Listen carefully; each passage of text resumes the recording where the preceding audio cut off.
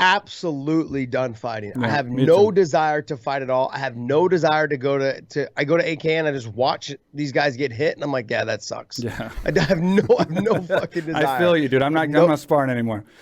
Yeah, I don't spar anymore. No way. I do grapple a lot with my students here at my gym. Yeah. I do hold pads for some of the AKA guys, mitts and stuff like that to help them with their stuff. Some of the upcoming guys that are like, on the Dana White Contender Series or whatever that show is.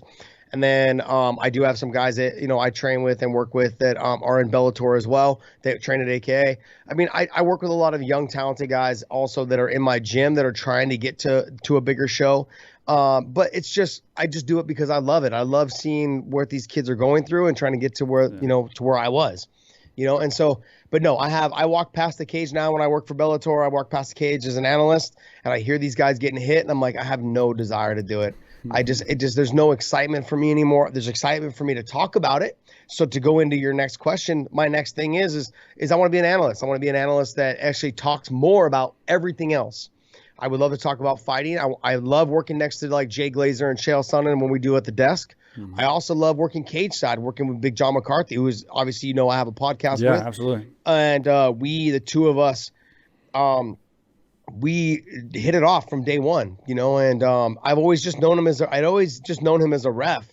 But as we started to work together and we just sat down and had lunch together and sat down and, just talked fights and talked about opponents and who we would like to see match up next, in Bellator and just getting and digging our heels in on like which events and which fighters we would like to work and which events and fighters we'd like to call that fight.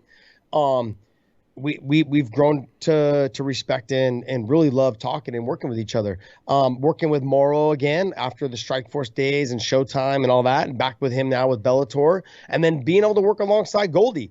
Goldie, he always called my fights in the UFC way back when, and also up until I left the UFC and came over to Bellator, and I thought he was a great fucking addition for Bellator, and I love having Morrow there as well. Morrow to me he'll always be one of my favorites because of the history of Strikeforce and just me and the days that was and this and that. So I love our team. Our team is fucking phenomenal. When you sit down and I'm not just talking about the UFC guys, I'm talking about in general. We have a great group of guys from Jay Glazer. It's just fun to be around. I've known Jay for almost 13 years now. And Chael.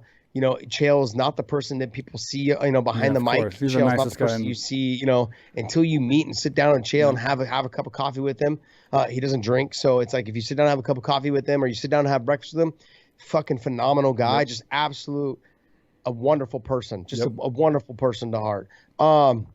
And Big John is absolutely the same thing, And so our production team and our group of people that work for Bellator, and I'm not even into the fight side of those guys, whether it's Scott Coker, Rich Chow, Mike Kogan, Cariana, all that group of people, Victoria Gracie, Jordan, and those guys, everybody that works for Bellator to me is like it's a little bit of the old Strikeforce reunion, with a little bit of new flair and flavor with Chael and Jay and, Goldie and Big John.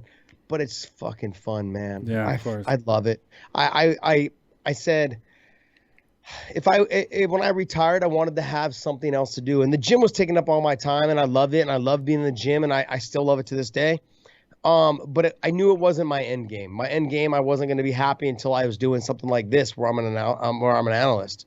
And I absolutely love it, man. I love seeing these young kids, 21, 22 years old, living their dreams and being successful at it. It's so fun.